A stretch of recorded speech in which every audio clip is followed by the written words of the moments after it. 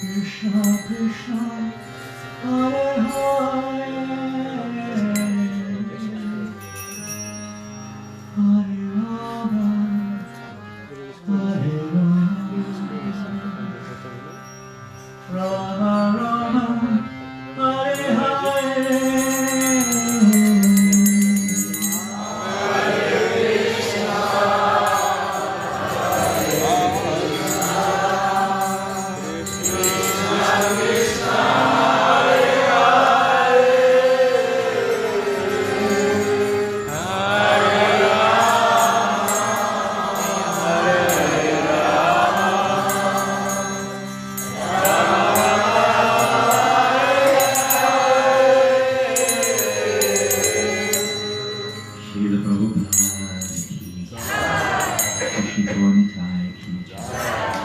Krishna Balaram ki Jai, Govardhan ki Jai, Radhadeva ki Jai, Lakshmi Sringadeva ki Jai, Shri Radha Govinda Madhava ki Jai, Shri Balaram Purnima ki Jai, Balaram's appearance day ki Jai, Shri Balaram appearance day ki Jai, Go Premanandi. Sankirtan ki, Ranga ki, all glorious to the assembled devotees, all glorious to Sri Guru and Guru. Om Vishnu Padaya Krishna Ashtaya Bhutale, Vimate Bhakti Vedanta, Swami Vitinam, Namaste Saraswati Devi, Gauravani Prachadine.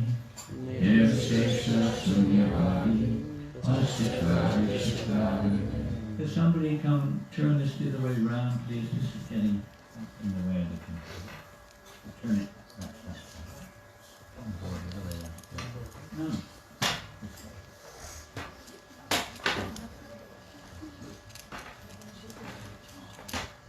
And you might need to put the power plug in.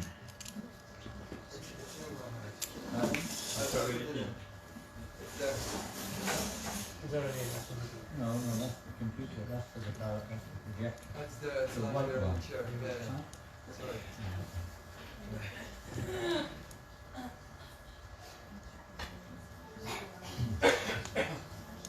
Hare Krishna. Welcome everyone on this most auspicious occasion here in Mayapur. You also go look at forward. There's some more room, but bear in mind the projector. You might want to watch the projector. There's a few things coming on the screen. So that's good. But ladies, you can move forward a little bit, I think. It's okay. And the Prabhus, don't block the projector screen though. Whatever you do, if you're going to sit there, you might block the screen. That's one of the problems here is projectors.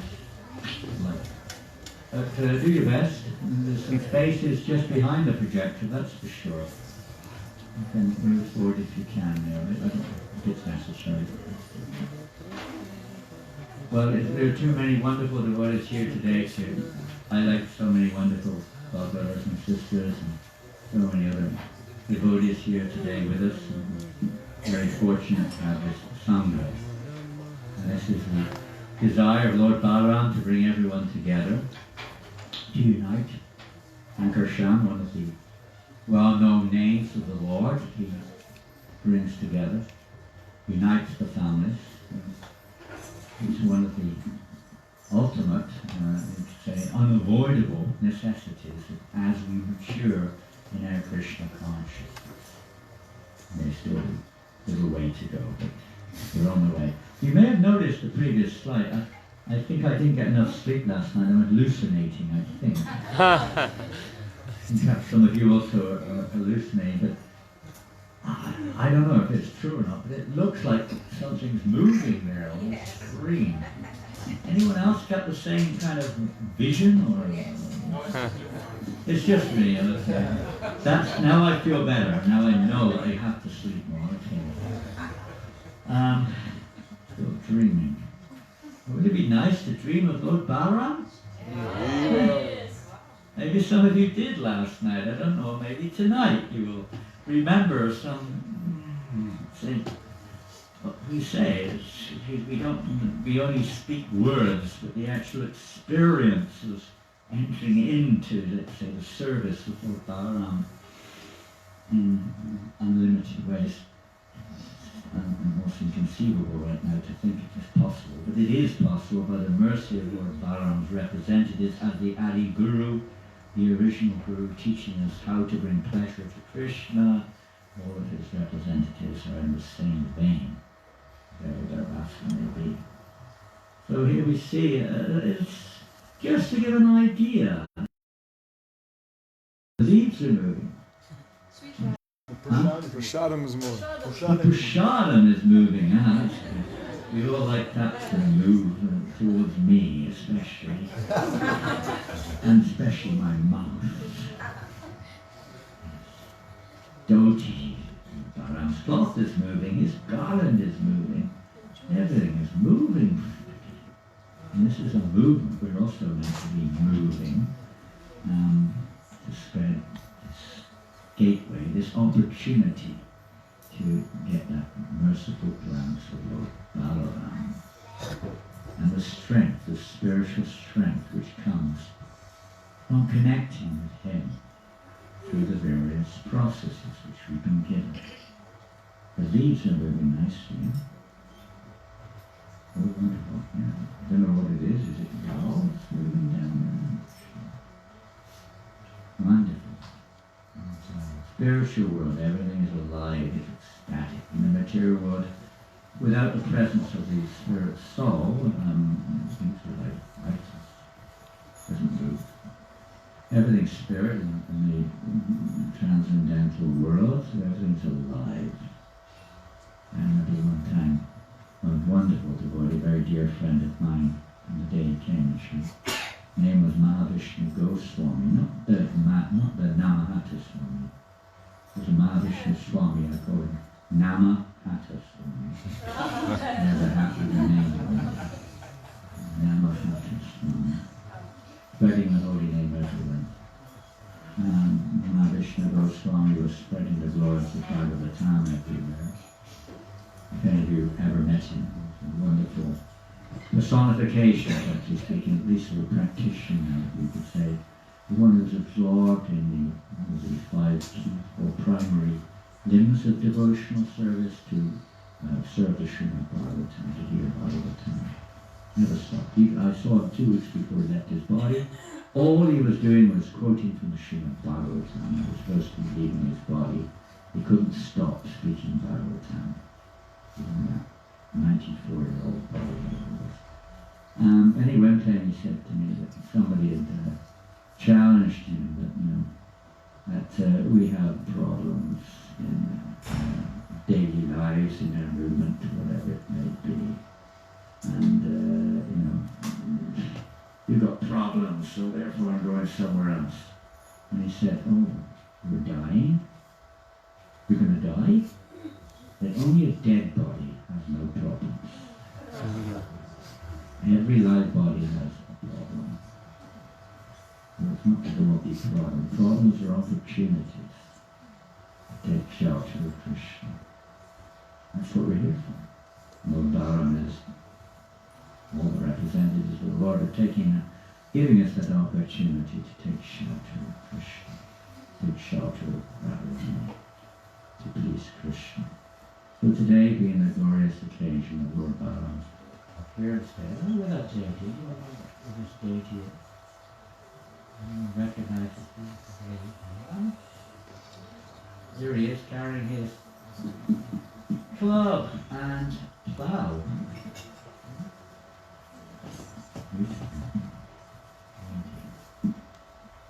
We will also be having Abhishek. What time's the Abhishek today?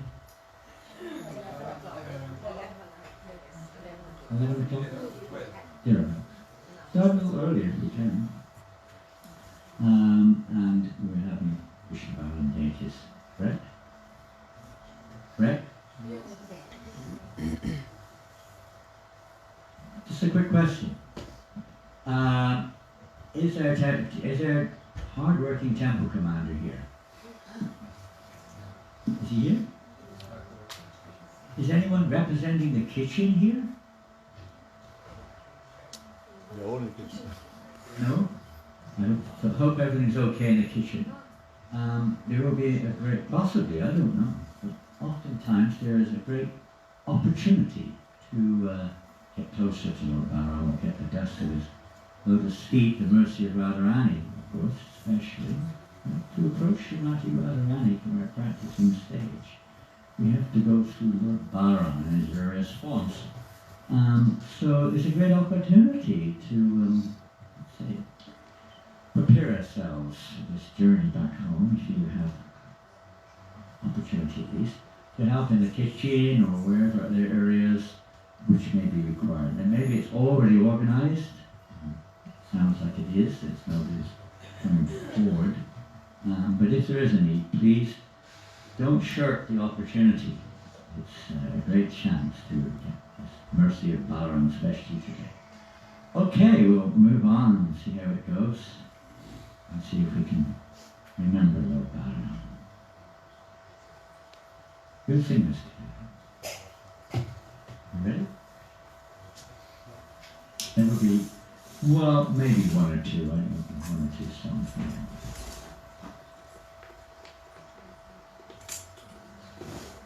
This is from the Dasavatar Stotram of Jayadeva Goswami. And in the morning after Arti, morning Arti, evening Arti, if you were to play. I have some cartels actually. Here, I'm cartels. Really? No, I have my own cartels. As is very common in ISKCON, as soon as you put a decent pair of cartels in the temple room, It's gone. they're not there the next day. It's amazing. One thing which is very popular, sadhana and cartels. They seem to disappear. We had two very nice sets of cartels in the temple. They both seem to have disappeared.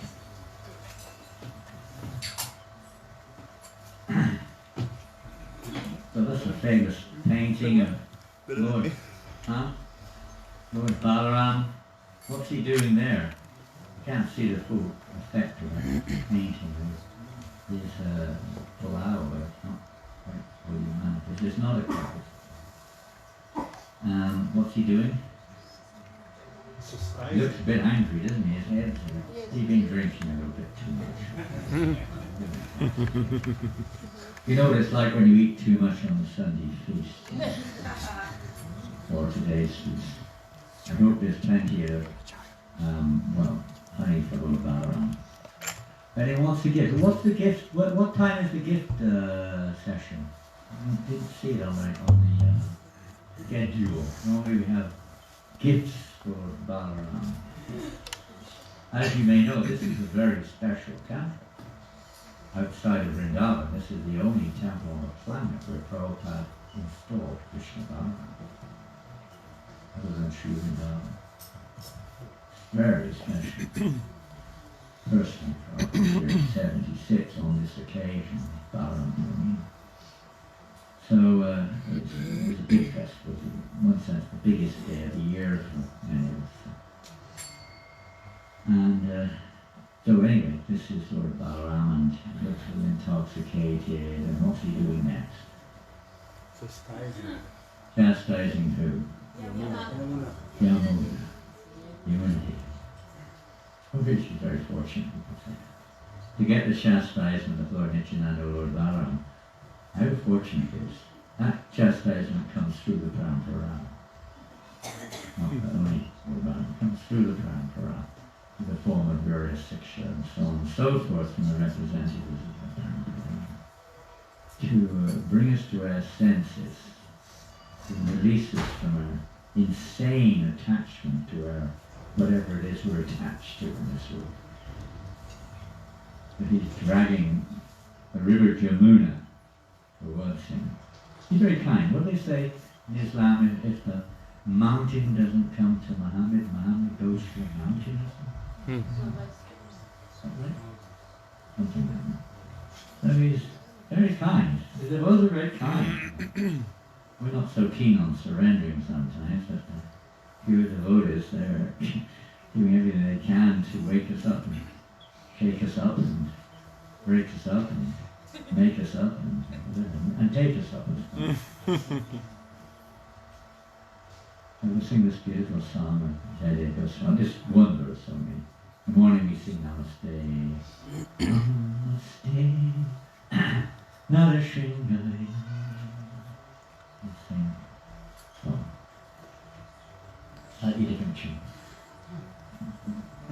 Vahasiva Pushi Vishwete Vasaham Jalajavam Kali Alati Pita Vidika Yamunaham Keshava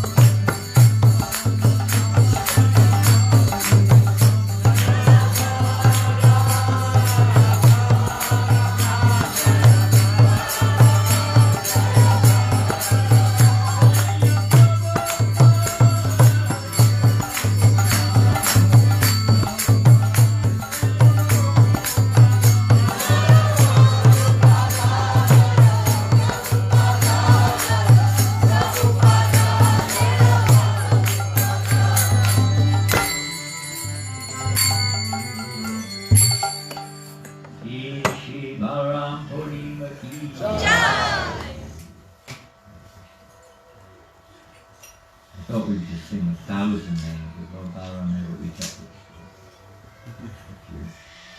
there are 1,000 names of Lord Balaram listed in the garden.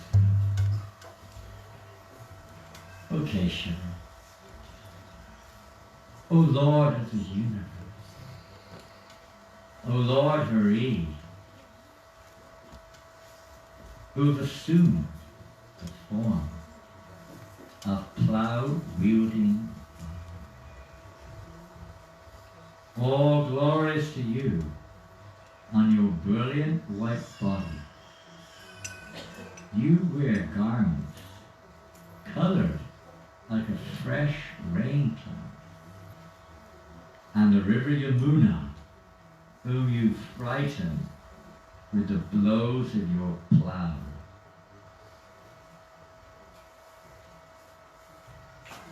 That's a word missing there. Yes, it's from the sheet. That's it. Should be another word, I think, there. Whom you frighten with the blows of your plough.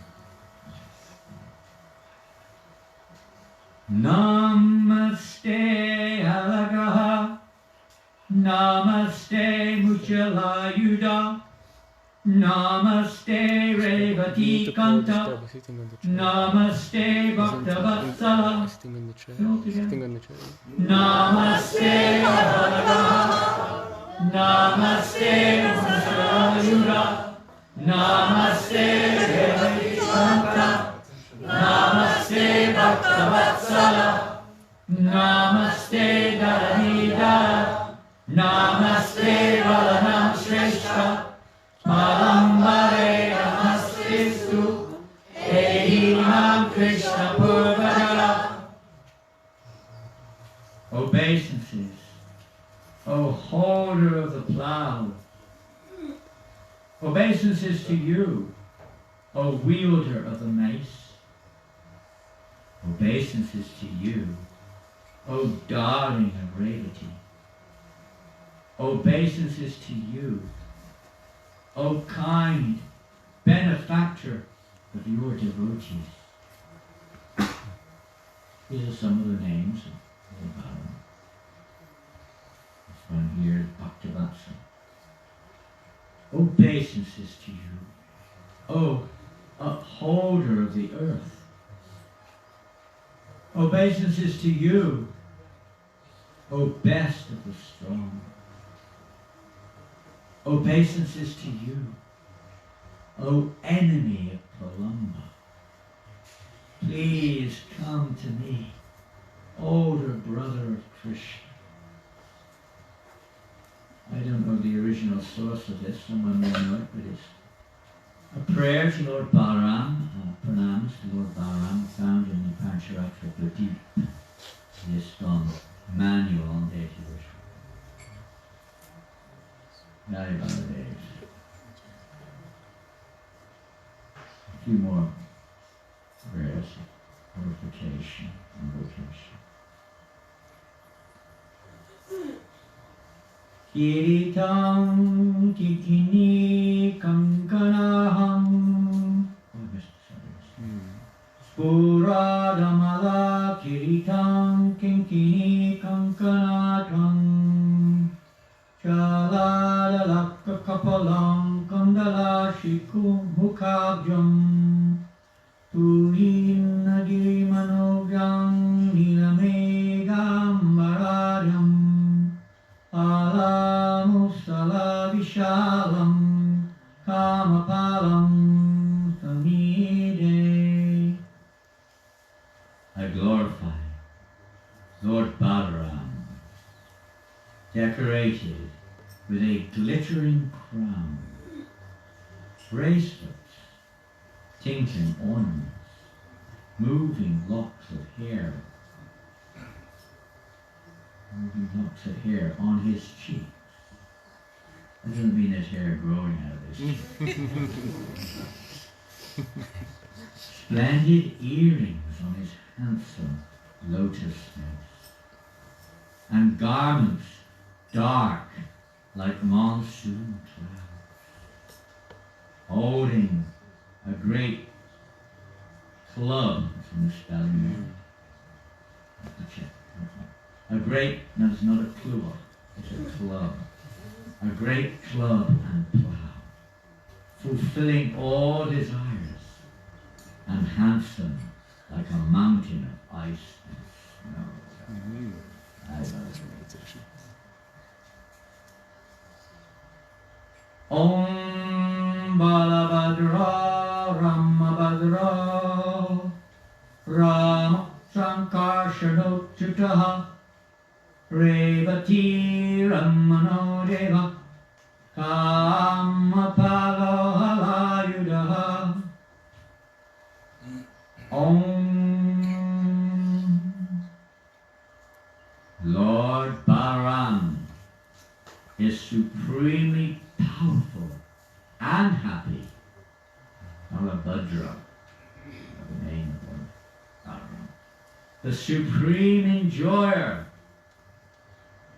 Ramabhadra and Rama, all attractive. Sankarshana, infallible, Achyuta, the lover of Revati, Revati Raman, the splendid, supreme personality of Godhead, Deva, the Lord who fulfills desires, Kamapala, and he who carries a plough weapon, Alayuda. I don't know anyone with the name Kamapala. Have you ever heard anyone with that name? Kamapala? One who fulfills all desires. Lord Balaram is very merciful. My dear God, Brother Burijan Prabhu, and there are sometimes when we be perplexed, confused, dilemma. Say, just go and offer yourself before Lord Balaram. He'll sort it out. Very merciful. He's not too much.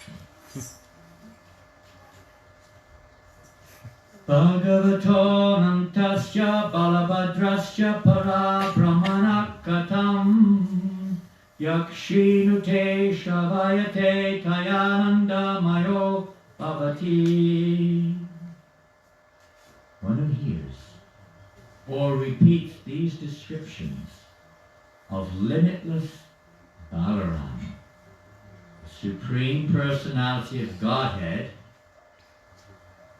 you're falling asleep.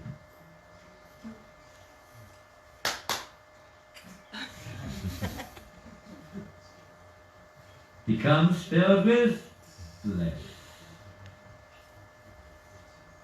And once filled with bliss, there's no room for anything else, is there? If you're full of bliss, where is there room for anything else? Maybe not quite there. This is the process. For the mercy of Lord Balaram.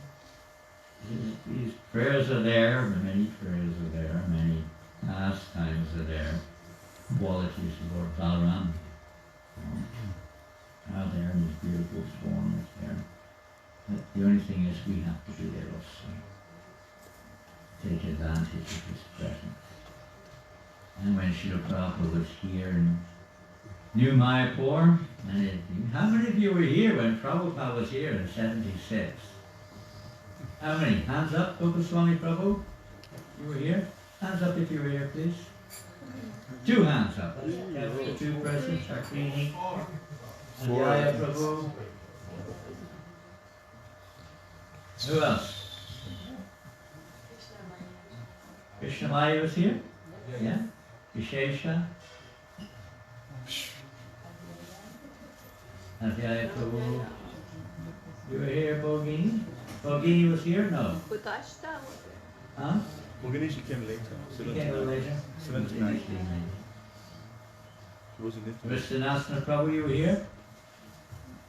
Anyone else was here? Gopaswami Prabhu was here? Aravida Prabhu, you were here? Yes. Wow, what a fortune. So quite a few devotees were here on that occasion who are with us today. Very fortunate. All Europe, Pardon? all the European people were coming with Sankirtan, vans. Many vans were coming. Oh, many Mridanga, Many Kandala, vans. many daughters. Vrindavan, Bahulavan, Kamyavan.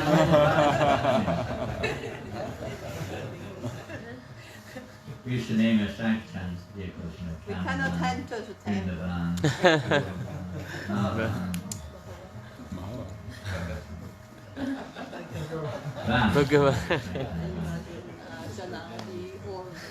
All So many devotees, huh?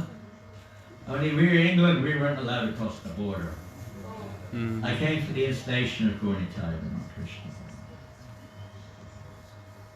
Missed that one. Most special occasion.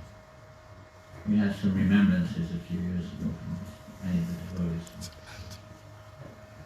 And when Prabhupada was in Hyderabad, now there was Krishna Balaram there in the farm in Hyderabad, but I traced and traced and traced, and it looks like they were not installed by Prabhupada in the farm there in Hyderabad.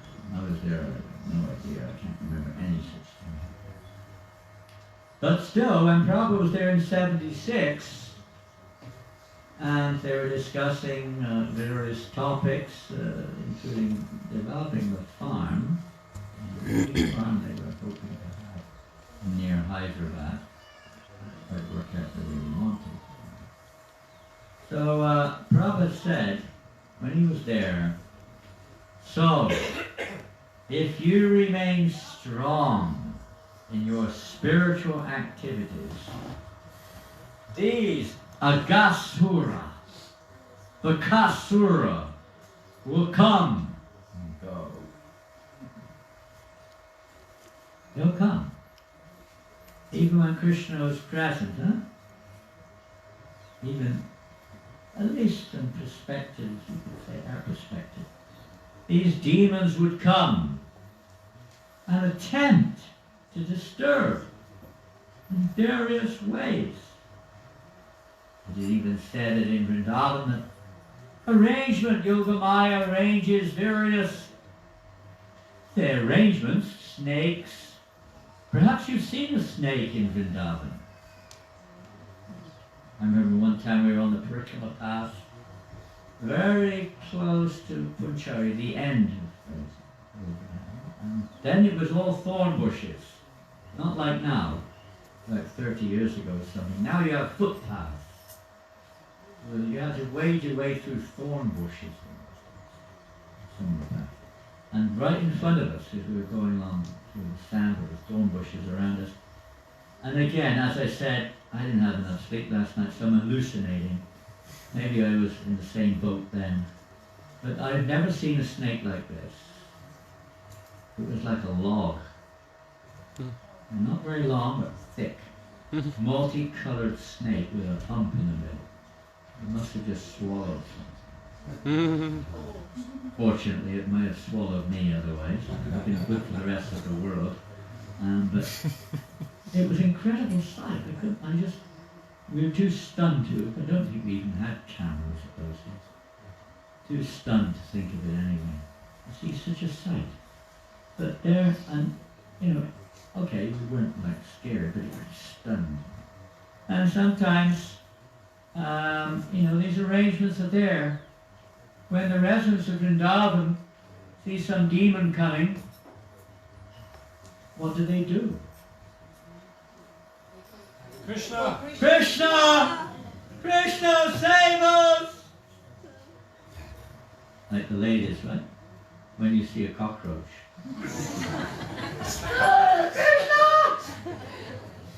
A spider. Yeah. Ooh. Help to remind us, we have no other shelter but the Lord. These demons, Bakasura. Imagine if a Bakasura was to come here today. Maybe 50-foot tall duck. With a beak. Suddenly appears out of the bushes. What a best speaker, an Agasura. How big was he? He was a giant, right? 16 minutes. It's like from here to Valence more than that, you know, it's quite a big one. And it's, you know, up the lip, touch the clouds, you know. Scarab boys were completely, whoa, dancing into the mouth of the gas. Krishna will protect us, don't worry, let's have some fun. Anyway, they'll come, brother says, and they'll go. But we should take precaution, as they will come, and counteract to reduce them. And what's the counteraction? Hare Krishna. Huh? Hare Hare Krishna. Balaram. Balaram. Balaram means? Balaram is strength. Huh? Yeah, muscles, huh? Both. Oh, he's strong. Mean, Prabhupada says, means strength. Nayam atma balahina nalabhya. If you are not supported by Balaram, then it is not possible. So we have got our Balaram, Krishna Balaram's temple. Now, in Europe, we have got Krishna Balaram. Jai. Gopal Krishna. In France, Prabhupada, yes. Rajarmuni. Which place? Outside? Farm? Oh, but very nice. Gopal Krishna. Exactly like Vrindavan. I heard. The deities are exactly, because he's referring to the deities in Vrindavan. We're very fortunate to be here and having this opportunity to get the support of Lord Balaram. But we have to take that support. Shelter. His mercy coming through the Parampara. Take that mercy. Calls us mercy. Process of becoming Krishna conscious. Just said it, just sadhana. Yes, of course, we practice sadhana as best we can. We're not eternally situated, we're not fixed like that. We depend mostly on Nitya Kripa, the mercy of the disciplined succession, the mercy of Lord Balaram. And Prabhupada said that means we take advantage of the instructions which I am giving you. And so we get the mercy of Lord. I didn't know what was the time. That's right. So I'm not going to go through this. I need to read the English one. It's a song, actually. If someone can learn it, maybe Ojasvi Prabhu or someone who's very expert at music can learn these things. Maybe you know it already. There's a song which appears in the Garga Samhita. It's a kavacha. Kavacha means like a shield. Of Lord Balaram, and it is the best of honors. Lord Balaram, the elder brother of Lord Krishna's Lord. I'll just read the English. May Lord Balaram, who is the master of Goloka, who is the supreme controller of all controllers. Interesting, master of Goloka. Well, from Lord Balaram, he's not just, you know, the younger brother, or the elder brother rather of Krishna. He's not just the Adi Guru. He's not just like a friend of Krishna. Sometimes he serves Krishna in all of us, no doubt. But he's so much more. Practically everything we see is resting on Lord Balaram.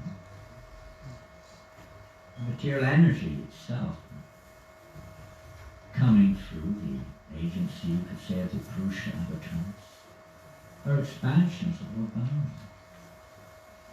The backdrop of Goloka is Lord Balaram. He provides all the facilities, you could say, that come from him. Even Jiva Tattva is coming from Lord Balaram. Various types of jivas come from Lord Balaram. And Vaikuntha, the Chakradyuva, they come from Lord Balaram. He really is the source of pretty much all that we. course, ultimately Krishna is the source, but through his expansion,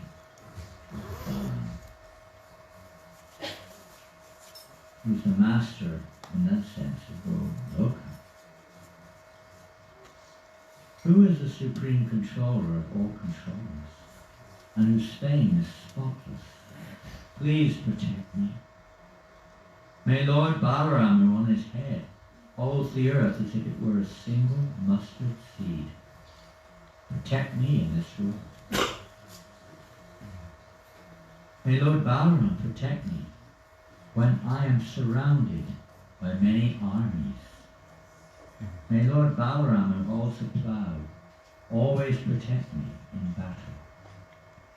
May Lord Balaram, I don't know if probably not so many of us are going into that type of battle, but whatever situation we're in this material world is a kind of a battle. We look to Lord Balaram for protection. Always protect me in many fortresses. May Lord Balaram, the Supreme Personality of Godhead, protect me in the forest. May Lord Balaram, who wears blue garments and who stopped the Yamuna, always protect me in fire. May Lord Balaram protect me in the wind. May Lord Balaram protect me in the sky. May Lord Balaram, who is Lord Ananta himself, always protect me in the great ocean. May Lord Balaram, who is Vasudev's son, protect me on mountains. May Lord Balaram, who has 1,000 heads, protect me in great disputes, as referred to his expansion of Anantashesha. May Lord protect me in great disputes. May Lord Balaram, who is Rohini's son, protect me from diseases. May Lord Balaram, who fulfills desires, protect me from catastrophes. May Lord Balaram, who is the enemy of Dhenukasura, always protect me from lust. May Lord Balaram, who killed Tvivida, always protect me from anger. May Lord Balaram, who is the enemy of Bala, always protect me from greed. May Lord Balaram, who is the enemy of Jarasandha, always protect me from illusion. May Lord, those are the enemies of the living entity. Lust, greed, anger, envy, madness, and illusion. May Lord Balaram, who is the best of the Vrishnis, always protect me at sunrise. May Lord Balaram, who is the king of Mathura city, always protect me in the morning. May Lord Balaram, who is the friend of the Gopas, always protect me at midday. May Lord Balaram, who is supremely independent, always protect me in the afternoon. May Lord Balaram, who is the king of serpents, always protect me at sunset.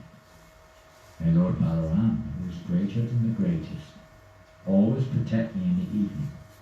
May Lord Balaram, whose power is invincible, always protect me in the middle of the night. May Lord Balaram always protect me every sunrise. May Lord Balaram, who is the master of Revati, protect me from every direction. May Lord Balaram, who is the enemy of Palomba, protect me from every direction. May Lord Balaram, who is the best of the Yadavas, protect me from below. May Lord Balaram always protect me from above. May Lord Balaram protect me from near and far. May Lord Balaram protect me everywhere. May Lord Balaram, who is the Supreme Personality of God, always protect me from within. May powerful Lord Balaram, who enjoys pastimes as the King of Serpents, protect me from without. May Lord Balaram, who is the Supreme Personality of God, the Super Soul, residing in everyone's heart, always protect me. Please know that this Kavacham of Lord Balaram is the best of armors. It destroys the fears of the demigods and demons. It is a blazing fire that burns up the fuel of a host of sins. It is the death of a host of obstacles. It is the abode of spiritual perfection. That's one Kavacha, which you may don't hear so much maybe. You hear Nrsimha Kavacha, Narayan Kavacha, and other Kavachas much more probably. And this is a very beautiful Kavacha here. And in the 10th canto of Srimad Bhagavatam, Yo nusmareta ramasya kamanya bhuta kamanaha sayam prataranantasya vishno sadaito bhavet. All the activities of the unlimited Lord Balaram are amazing. Anyone who regularly remembers them at dawn and dusk will become very dear to the Supreme Personality of Godhead, Sri Vishnu. Don't worry if you're an aversion to Mahavishnu or something. Doesn't mean that. Vishnu, as Prabhupada said clearly, is just another name of Krishna. He's the Supreme Personality. So, Hare Krishna.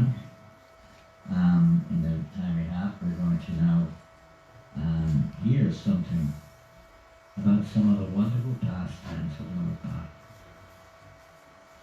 Because I hear the pastimes of the Lord, one who understands, in Bhagavad Gita, Krishna said, Jarma Karma Shame Divyam, Evam Yogati Tatvata, Tatvadeham Purajama. What does that mean? Anyone who knows the Janma, birth, and the activities of the Lord is once it goes back to the spiritual world, it doesn't come back. More or less. More or less. But maybe a little bit more than this. One who understands or knows the transcendental nature of my appearance, activities in this world, does not take birth again in this world and attains my eternal transcendental growth. So the same applies to Lord Balaram. That said, what is the difference between Lord Balaram and Lord Krishna? Color. Color. That's all. Nothing else. There might be a few other aspects of the form, but internally, they have a slightly different mood, in a sense. Balaram's in the mood. Sometimes Krishna's serving Balaram, we'll see in a minute. Obviously there's some differences. Basically speaking, Prabhupada said the only real difference is the color. Balaram is white, and Krishna is blackish. So, understanding the appearance, let's talk a little bit about the appearance. As it's the appearance day today, the Purnima, appearance day, mystical. We hear in maybe a week's time is Krishna's appearance in this world, and his appearance is also mystical. Only that which is revealed according to the adhikar, the eligibility of the hearer. Most people are only aware, if they're aware of anything, that Krishna was born of Vasudeva and Devaki, and then he was taken across the Jamuna by Vasudeva and replaced with that little baby girl, Durga Devi, who'd been born, Subhadra and Vrindavan, been born of Mother Yashoda. And that's what most people think. And that's not untrue, but it's not complete. As if you read in this Srimad Bhagavatam even, you will see that that wasn't all there was to the story. Actually, Krishna was actually born of Yashoda. The Krishna that we hear about in Vrindavan is not born of Devaki. He's born of Yashoda. That is Devaki Nandana. He's the Mathura Vrindavan, the Dwarka Vrindavan. Vasudeva, Vasu, son of Vasu. Manifests four arms when necessary. That's not the Krishna of Vrindavan, although an expansion of that Krishna. So we may wonder, well, where when Akrura came to Vrindavan on the request of Kamsa, dear Kamsa, he came to Vrindavan to take Krishna and Balaram to Mathura. What for? Why?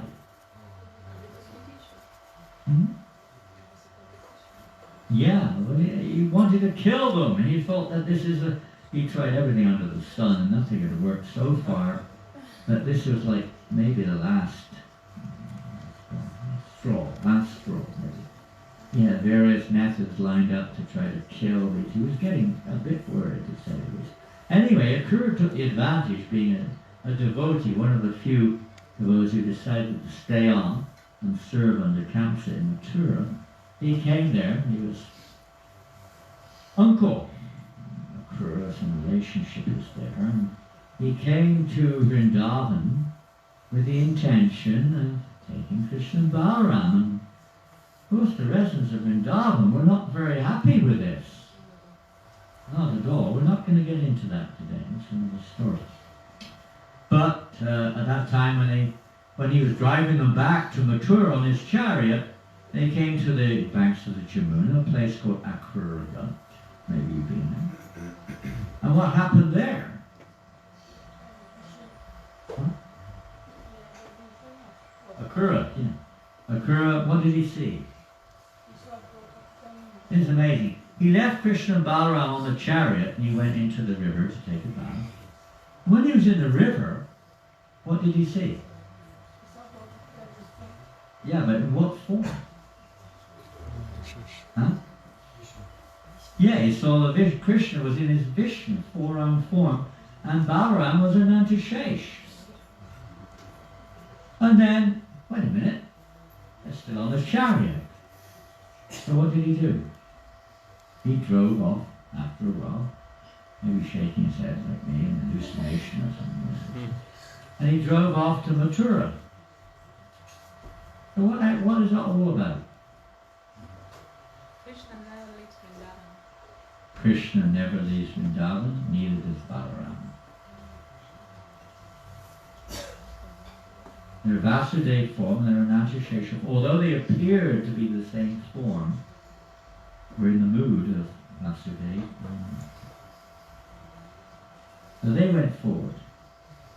Now, if we go back to the birth of Krishna, which we briefed just now, so the birth of Balaram is not the same, but it has certain parallels.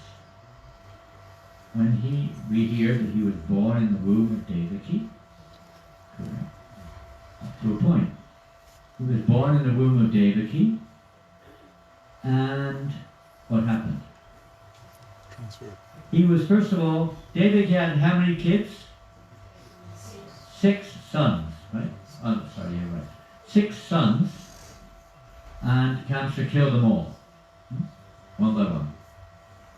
And then number 7 came. You can't imagine how you feel as a mother.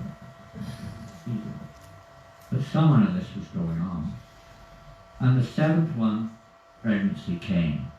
This time it was clearly obvious it was a little different than previous pregnancies. Rohini was so fortunate, rather Devaki was so fortunate that Kamsa knew something was happening here. No time to get into all the details of that one. He was very worried, and of course Devaki was also very worried. Well, it's like they didn't have these modern civilized, so-called civilized. And I won't mention what some devotees were telling me what they teach the 12-year-old children nowadays at school, and it's a law. It's inconceivable what they teach them. Talk about child abuse, that's like mass institutional child abuse. I don't see it like that. It's like a demonic society. It's like a council, followers of council. So anyway, 7 months of the pregnancy. Well, Krishna has his plan, and he requests Yogamaya. You can read this in the Krishna book, we all hear it. And what did he ask Yogamaya to do? Huh? Transfer. A transfer. Take the child from the womb of Devaki and transfer the child into the womb of Rohini. Rohini was one of the many wives. I think he had about 16 wives or something. And he sent all the wives but Devaki to various places, and Rohini, particularly and some of the others, they were in the region of Raj. She was there in the region of Gokul, where Nanda Baba and Yasoda were also, of course, there. And she was staying with him. And practically Rohini and Yasoda were like close sisters, more than that, almost like one. They were so close with each other, very close friends. And it so happened, Rohini was also pregnant at the time. And you will hear different descriptions in different scriptures of the details of this. And it will sometimes contradict from our perspective. This sometimes can be explained by different millenniums. And Krishna comes more than once. Aside from that, whichever way it is, the child of Devaki was transferred to the womb of Rohini and was consequently in the womb of Rohini for quite some time. I can't remember, I'm not sure if it's in Gopal Chant, but one of the scriptures describes this. That actually she was also 7 months pregnant. And we see in the Bhagavatam it refers that it appeared that she had a miscarriage. Both. But that's not upheld by Jiva Goswami and several of the other acharyas. They're described that the two children, Rohini was already pregnant, and the baby transferred by Yogamaya from Devaki's womb merged into one. Just like Krishna merged. That's the day Krishna merged into Vrindavan Krishna. So, anyway, that's this story. And then sometimes we hear that Krishna is, 7 or 8 days older? Balaram 7 or 8 days older? 7, isn't it? Some of you hear 15, but it's not. And when Janmashtami is, when is that? Next week? Next week. But that's only 7 or 8 days, isn't it? It's 1 week. And something like that. And sometimes you read 15 days. You're right. I've heard that too. And sometimes you will say, a year. 1 year. Yeah. I heard that. And I've heard all these You have things. one dose of But the acharyas mostly make it quite clear that it was just 7 or 8 days. You see that from the timing between the days. Well, if anything's possible, Krishna can do anything. You can't measure Krishna, Maya. Only Maya. That Bhakti Siddhanta Maharaj said, that which can be measured is Maya. Can't measure Krishna. But in one sense, I mean, they were crawling together, practically had the name-giving ceremony at the same time, crawling together, playing together. So generally it's understood 7 days difference. And Balaram, after his birth, didn't really have any connection with anything that existed practically until Krishna appeared. And when Mother Rohini took him to see the baby in the cradle, birth, immediately then everything became clear. He started, purpose of living, Krishna. So there we go. So they grew up together, Krishna and Balaram. Oh, I didn't show. There's Devaki and Sudeva in their apartment in the prison of Kamsa. Free apartment, by the way, no charge. And there's Balaram in the womb of Rohini.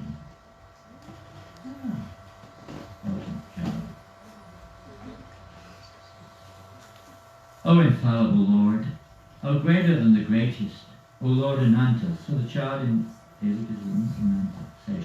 Another thing was, of course, the 6 children had been born, the 7th one. Sometimes we hear, because 6 children were born and they were killed and they were previously demons. So Balaram would come, chant, and Anantashesh's to clean the room. It's not exactly like that. Devaki could not become contaminated. She's a Nityasiddha, she's an eternal associate of the Lord. She's eternally in the mood of mother, she can't become contaminated. But what he really did was to prepare the way, making a nice couch, everything just suitable for Krishna's coming, making everything just nice, making those arrangements, unseen. O Lord, whose fame is everywhere, glory, glory to you. Obeisances to you who hold a plough and a club, and are the master of the demigods, great sages and regal servants. Maybe we read this, I think. Oh, it's the same what we just read. And there they are, two little children, Krishna and Balaram and Gargacharya. Maybe name giving or Anaprasana or some ceremony together. They're just brothers, younger and older. And there they are in the lap of Nanda.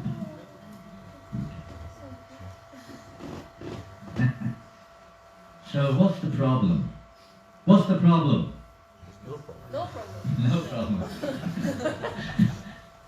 What's the problem? Any problem? No, not really. Huh? Council, okay, it's a good answer.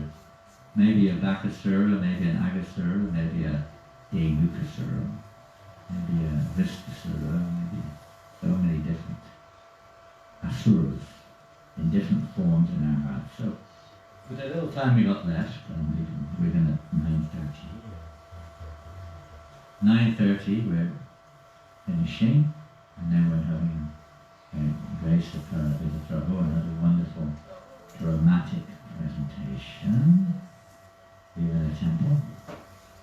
So we have to realize that it's like the sun is shining, there's no problem. When there are clouds in the sky, we say the sun is not shining sometimes, but the sun is shining.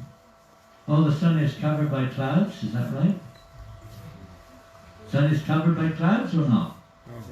Yeah, definitely. Is that right? No. No. Yes or no? No. No. Okay. Those who know say no. So why? What? The clouds are covering what? Yeah, we're covered. And what we're covered by? Huh? Illusion, yeah? What else? Huh? Ignorance. Ignorance. And that manifests in various ways as?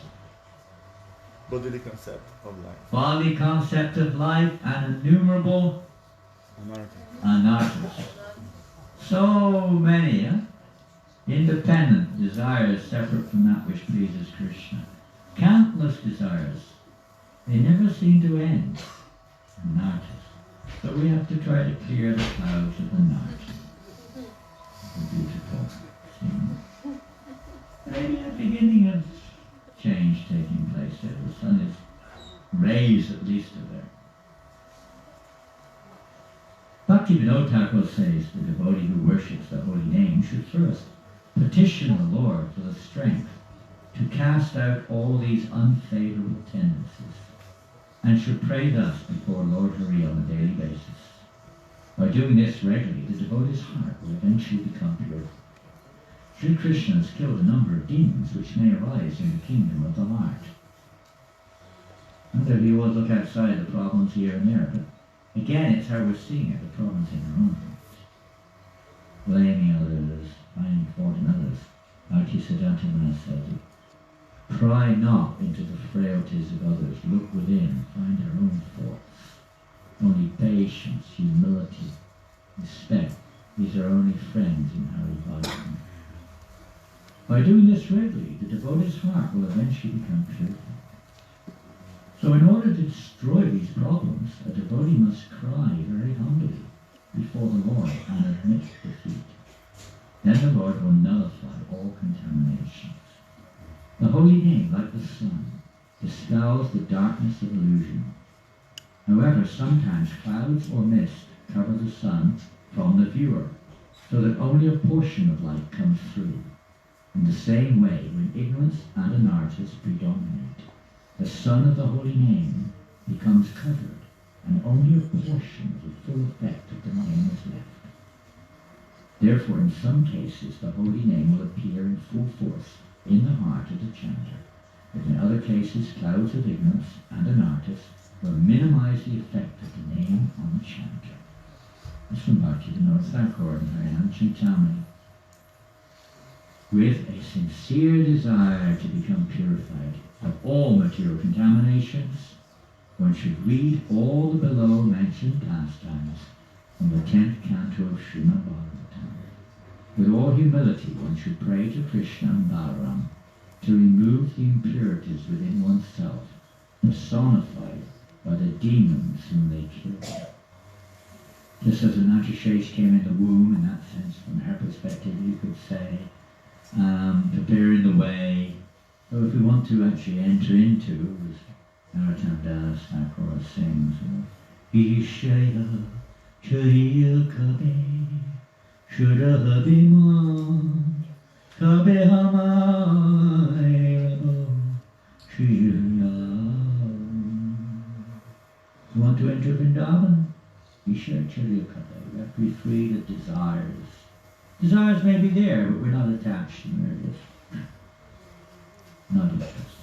Free of material desire. If we want to enter into the land of the name. These are artists, freedom, for the grace of Krishna and Balaram. This is one of the processes. Hearing the transcendental pastimes of the Lord in relationship to his killing demons, which means killing an artist in the heart. And the more submissive we are to the hearing process, the more they may come forward, no doubt. They may come stronger. That's a sign that, they're coming out of their holes. And just continue to take shelter of Krishna Balaram, chanting the holy names with more determination, more surrender. Remove the impurities within oneself personified by the demons. The demons killed by Krishna in the 10th canto of Srimad Bhagavatam represent an artist. Impurities are obstacles, preventing a devotee from attaining pure love for Krishna, Radha and Krishna. These undesirable impurities and demoniac qualities must be completely uprooted from the core of one's heart. Only 10% pure devotees of Krishna can live eternally in Vrindavan, blissfully serving the divine cup. As we'll see, some of these demonic persons try to enter into Vrindavan. They couldn't really do it.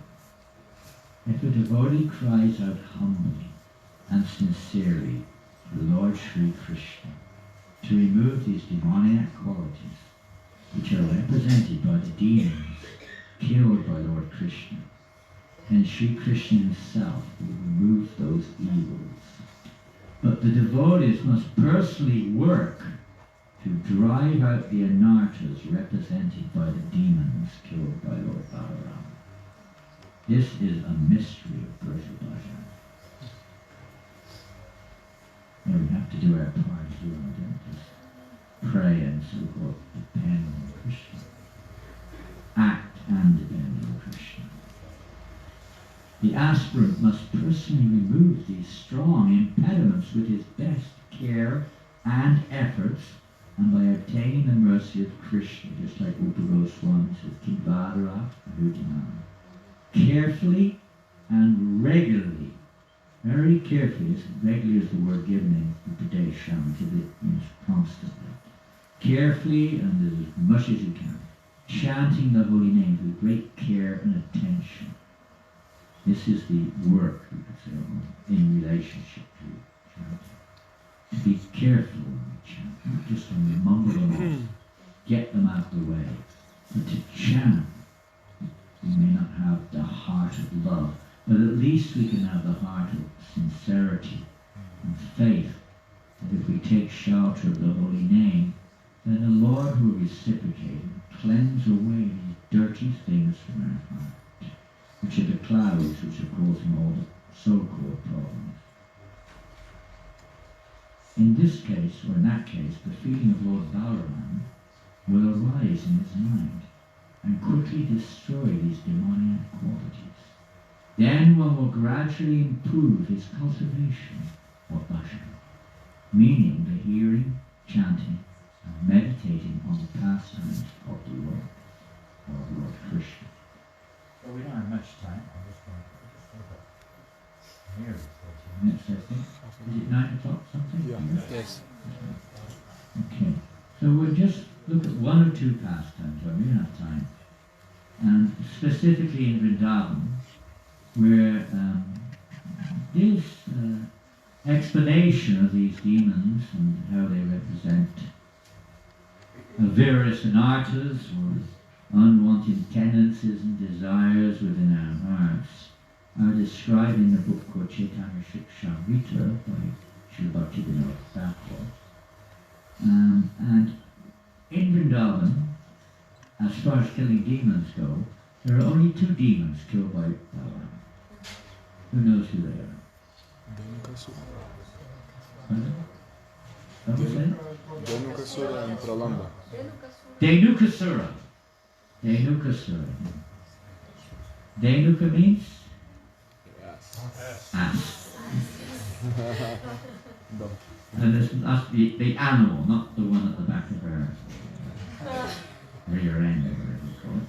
But it's an animal, and you know what an ass is? Donkey.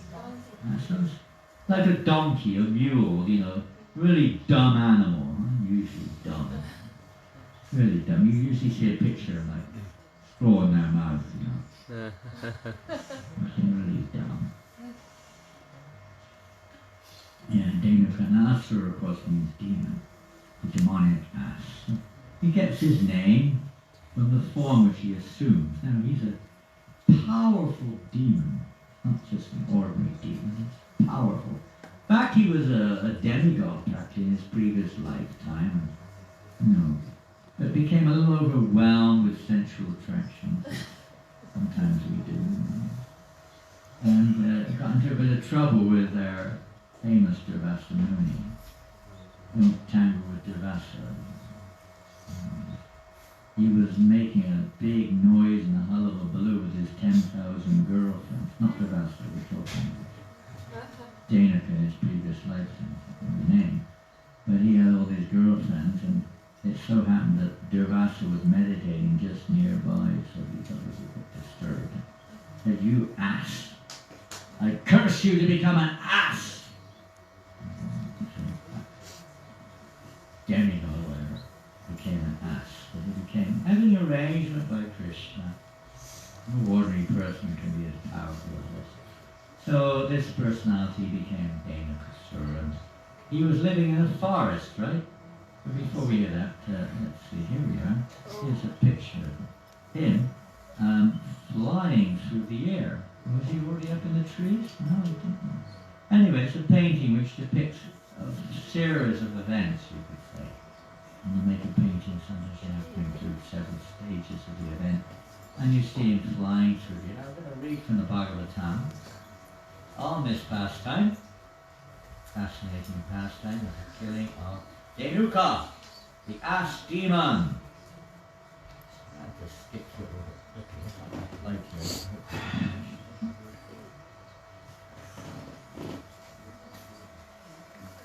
Anyway, I'm going to just summarize this because it will take too long otherwise. And we'll jump forward to the juice. The juice. So Krishna and Balaram and the coward boys are all the time during the day playing, going from forest to forest, and the cows in front, and they're all singing and dancing and going to do exciting places as young boys. It so happened that Krishna had just taken charge for the cows. Just taken, he was 4 years old, less actually if you want to look at quantum in terms of mundane perspective. But he was like 4 or 5 years old by, you could say, by maturity. And so at that age, of course, at that age, the gopas, the coward men, they give the cows to the boys to look after at 4 or 5. Would you do that with your 4 or 5, or if you have a son, 4 or 5 years old? Huh? Another? Would you do that? Huh? No, you don't know at the moment. Maybe a little plastic cow or something. Can you imagine 4 or 5-year-old kid? Already he's looking after the calves. That's been going on for a year or two. And now it's time for the cows. And you still see it in India, isn't it? You go to the villages, you see little tiny kids, they're like so skinny and tiny. I don't know how old they are. They have a little tiny stick, there's like 50 cows, you know, tick, tick, and they're like, oh, I'm scared, there's a little kid with a little tiny stick. Controlling them all. Incredible. Something in the blood almost. So Krishna and Balaram, they love their cows. And they're taking the cows round and around for grazing, and the boys are playing. So they're going on, they're imitating. There they are on my march. There they are, having great fun. Balaram, by the way, he more or less plays he has a buffalo horn. There are buffaloes in Gokul Vrindavan. There are buffaloes there. And there are goats. So one of the buffaloes, you know, he takes his buffaloka. He takes a horn from the buffalo and he uses it. You saw a picture early on. Krishna Mani has flute. Balaram Mani has the horn. Sometimes he also has flute, but predominantly horn. So they are dancing. Everything is a dance. Every step is a dance. And they came to a point when Krishna's just looking at the beauty of Balaram. Just look at all the trees bowing down. The whole of Vrindavan is glorifying. He goes on and on glorifying. Krishna's glorifying Lord Balaram. Speak of us, even Krishna loves to glorify Lord Balaram, and he loves to glorify his devotees, particularly Lord Balaram. And they're imitating the frogs and the peacocks and chasing animals. They're having great fun like what little boys do in the forest. Most kids now don't know what it's like. This is nature. This is what we're supposed to be doing, instead of wasting our time on mundane education. I'm not saying we should do that. Now you have no choice. It can be useful, but it's not the real business of human life. You don't need it. There's only one purpose of human life, and that's to get free of having to take human growth again. And become an ass. To go back to God. Doesn't depend at all on all this mundane education. They didn't have any mundane. Their education was how to milk cows, how to look after, a little later, how to look after the bulls, how to agriculture. That's all they need.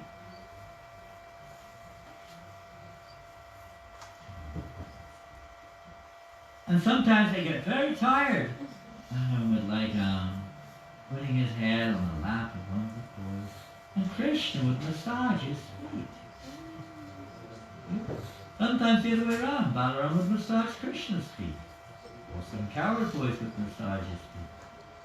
And this is all loving exchanges. Wonderful. Another little painting at the same event. The coward boys fanning Krishna, and someone lying there just looking at Krishna, fanning Balaram, and so on. Simply enjoyment, simply pleasure. This is what it means to protect. The Lord appears in this world sometimes, paritranaya sadhanam, to protect the devotees, to enliven the devotees, particularly to bring pleasure to his devotees, by appearing and giving his devotees the chance of his association, the chance to serve him, by giving this opportunity. This is the protection. But anyway, from a distance, the coward boys, just like we do when it's the prasadam being cooked, the offering, you know, someone's cooking in the kitchen and you're upstairs, you can smell it, huh? Who's cooking today? Wow, that's a really nice smell. Spices, or the sweet smell of butter or ghee or something like that. We shouldn't do that, but it's a tendency of our senses. So the coward boys, they were smelling. What were they smelling? Mango. Pardon? Someone said mangoes. The mangoes? What were they smelling? Tallow fruit. Tallow fruits. Yes, so they was very sweet smelling fruit. It's very dark colored fruit. And here we can see bunches, and there they are, telling Krishna and Balaram, Krishna and Balaram, very near to here there's a forest. It's called Talavan. There are many palm trees there, and there are so many sweet, juicy fruits there. Krishna, we're hungry. Balaram, we're hungry. Can we please go there? Balaram, please go there. We want to eat the fruits. Problem is, there's one Denuka. There's one ass living there. And he's got lots of other Denukas living with him. His whole family are there. And friends. And they don't let anyone go there. They kill these. They even eat men. They eat them alive. Anyone who dares go there. Balaram, you have very long arms. There is reason to use the terminology. I'm sure if we go there, we can get those fruits. Let's go there. Come. So. I'm going on Sankirtan once. Yeah, Sankirtan, going for the pick. Pick the fruits. As Madam Andrew was saying this morning, you had to do the pick a few years ago and raise £1 million francs to save New Mayapur. Use that term if you don't know what it means. It's kind of a slangiest term. We've done the pick and collected some Lakshmi which belongs to Krishna and offered it back to Krishna. Eternal concert of the Lord is meant to be used for his service. So it's like that. So they want to offer those fruits to Krishna and Balaram. They're very sweet. This Denuka wouldn't even eat them. He wouldn't let anyone else. He was a real miser. He had all this forest and all these lovely fruits. But he wouldn't eat them and he wouldn't let anyone else eat them either. So they went off happily towards Balaram. A beautiful painting. And when they reached Talavan, Balaram, with his long arms, started to yank the palm trees. Taking the palm trees. And the fruit started to fall to the ground. The boys were there, running around, collecting up the fruits. Having a great time there, you know? You can imagine how fun they're having. Fearless! Balaram is fearless. They're all taking shelter of Krishna. They have no Balaram, no fear. No fear. But naturally, Denakasura heard the noise. What noise do asses make? Ee-haw, ee-haw, ee-haw. Or something like that. I'm sure somebody can do that. Although I was born in a place called Pig Hill, I'm better at pig sounds.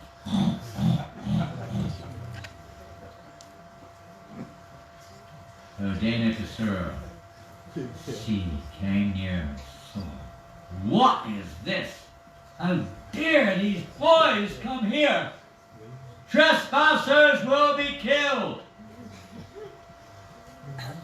Almost saying that. Trespassers will be killed. So immediately, seeing that this Balaram was causing such a disturbance, raced up to Balaram. And scripture said he tried to bite him. He had nasty teeth. Balaram avoided. But then he wheeled around and with his hind legs, his back legs, boom! He smashed Balaram bang in his chest.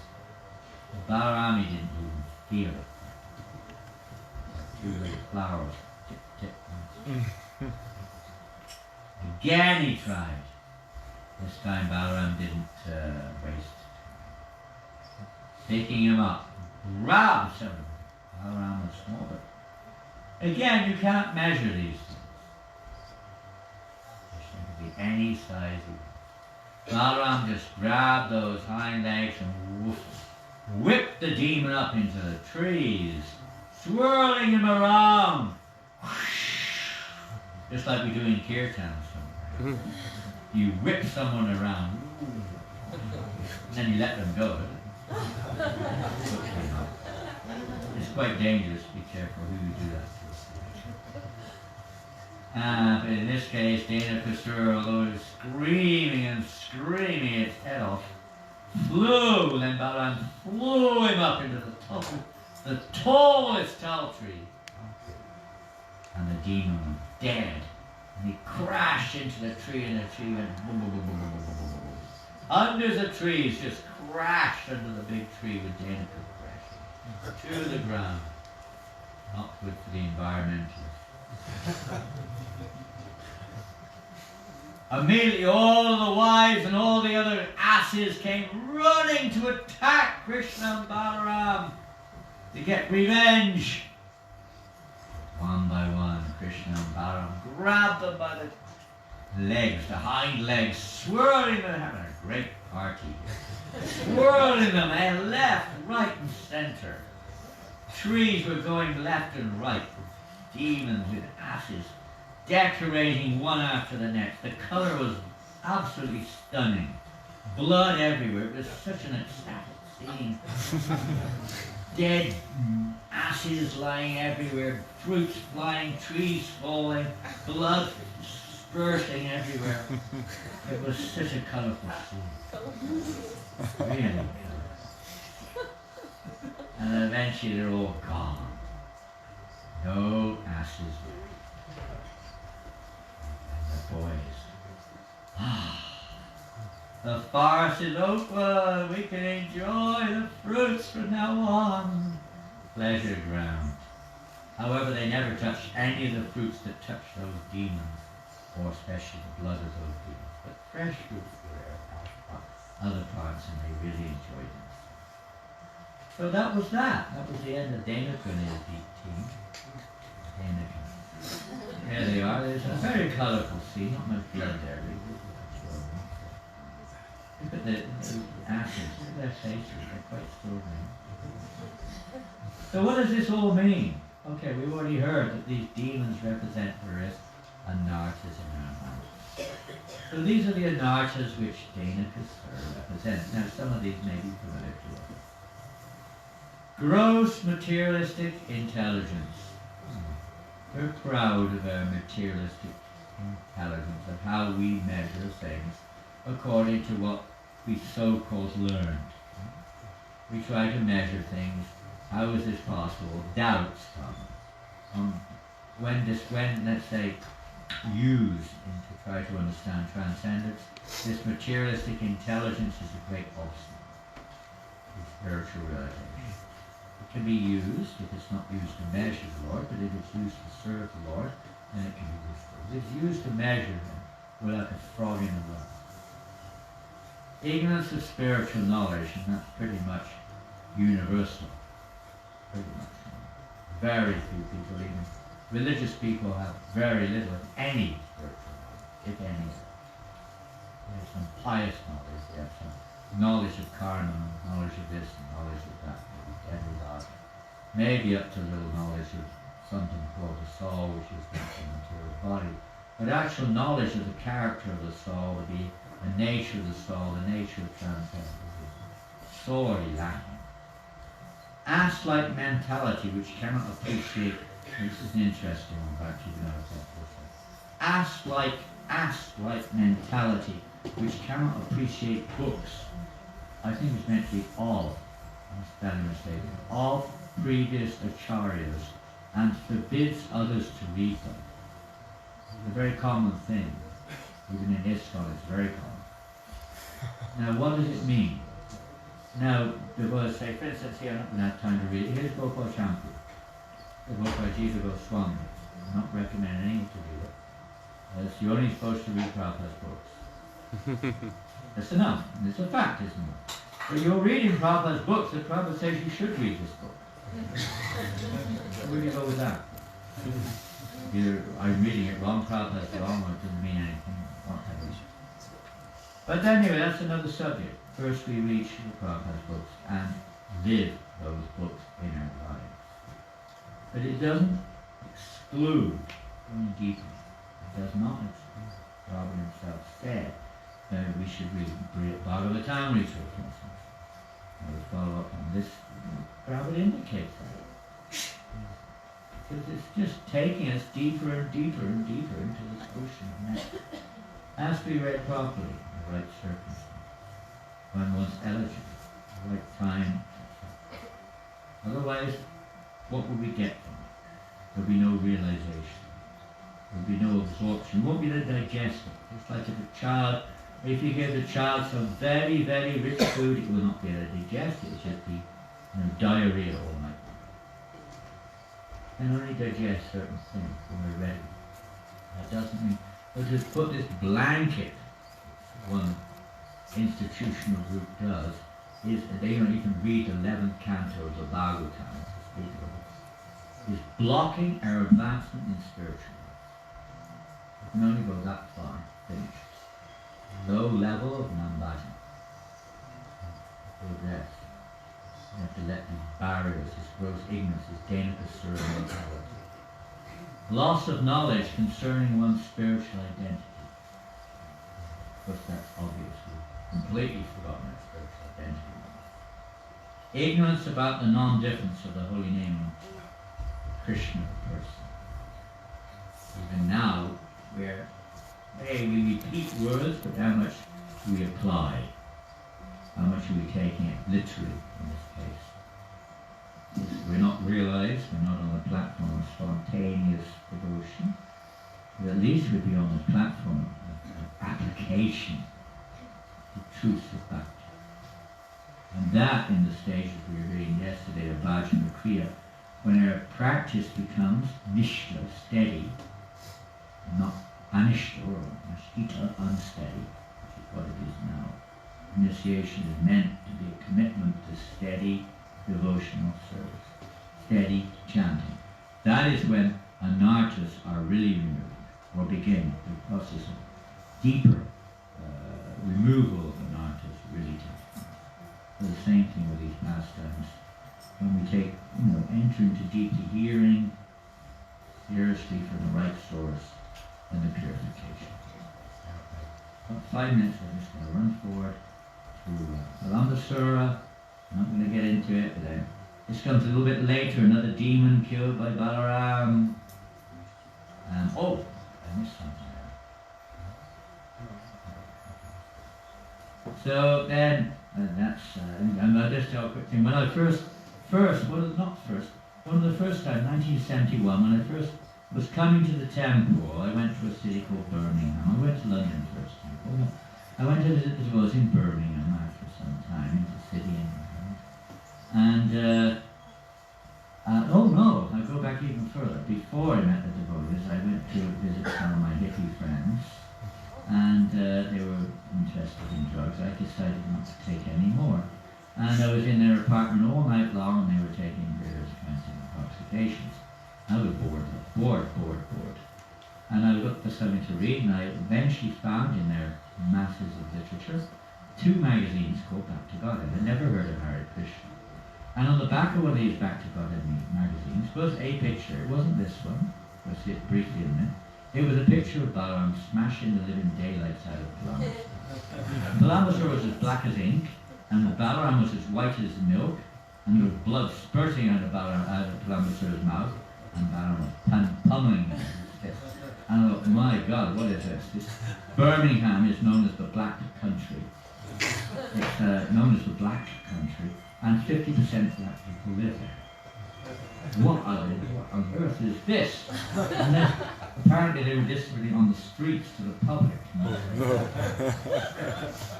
Boy, that's pretty sorry.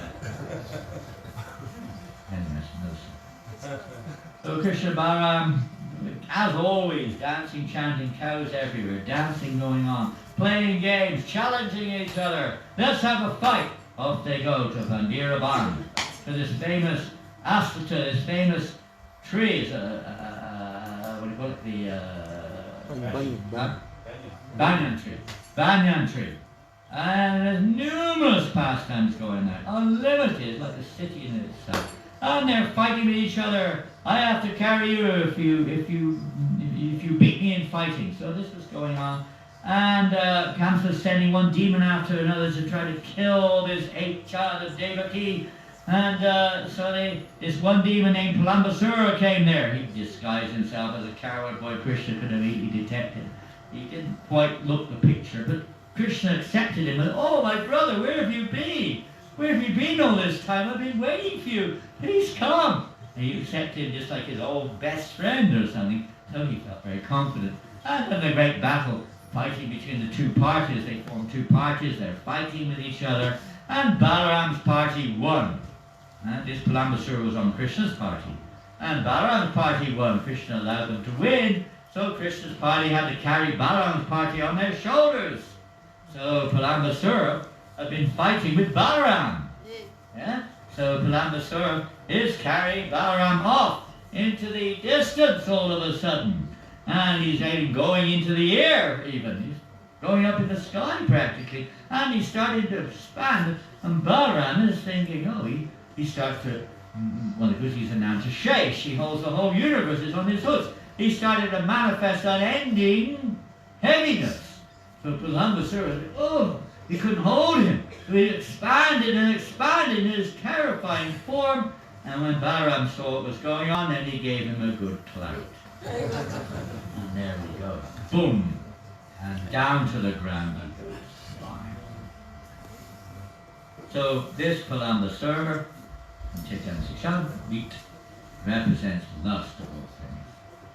We have to work on it. This ass-like man, this lazy mentality. This is the ass. And this lusty mentality, which, for whatever reason, this is how it is, Palambasura represents that characteristic. Lust. An external show of devotion, whilst maintaining. In other words, externally we may be looking very good in the eyes of other conditioned souls, just like Palambasura looked in the eyes of all the other boys as another coward boy, a good boy. Hey, look at this. But inside he had this other desire. Listen. Removing the desire for sexual pleasure and attachment. Desire for honor. All the same thing. Name, fame, prestige. Greed for position, worship, and money. Mentality, which we're brought up in. Condition. And it's funny, in the dictionary, I looked it up, this word palumba has a meaning. And the meaning is one, obtaining something, gaining something, attaining something, being deceiving people, imposing upon people, cheating, overreaching. It goes along with these characteristics, practically speaking, palumba. Okay, now we're going to really jump forward, and we're going to bounce over the past and one word at a time. Balaram's Rasa Yatra, pulling the Jamuna, yeah. Killing Vivida. We'd love to sing this song, but we don't have enough time.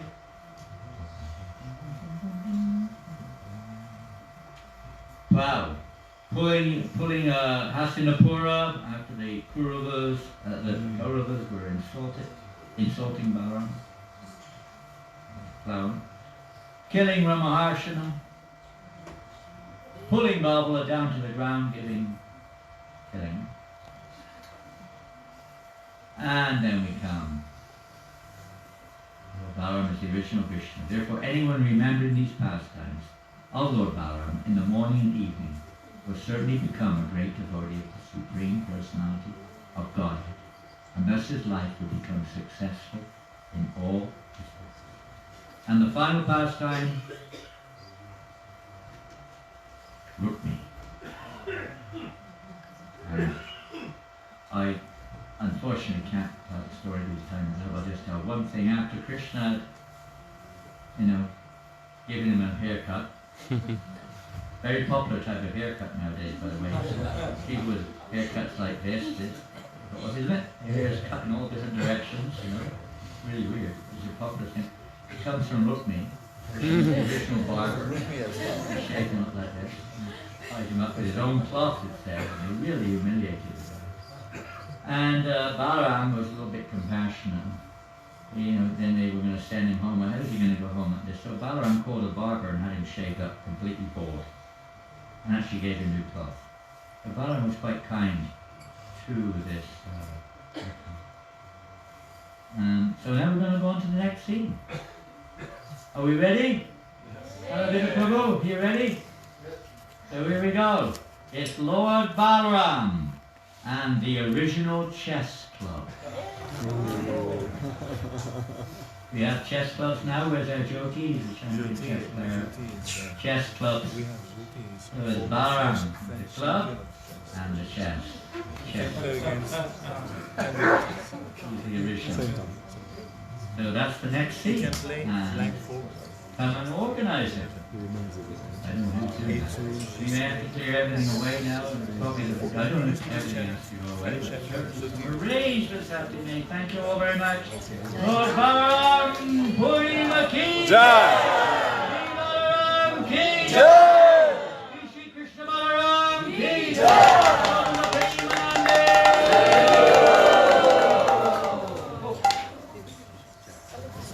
I'd love to have read this past time from the Gopal Camper.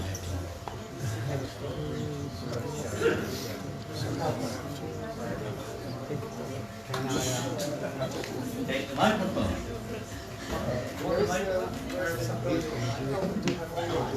No, speak now. Can you get these chairs?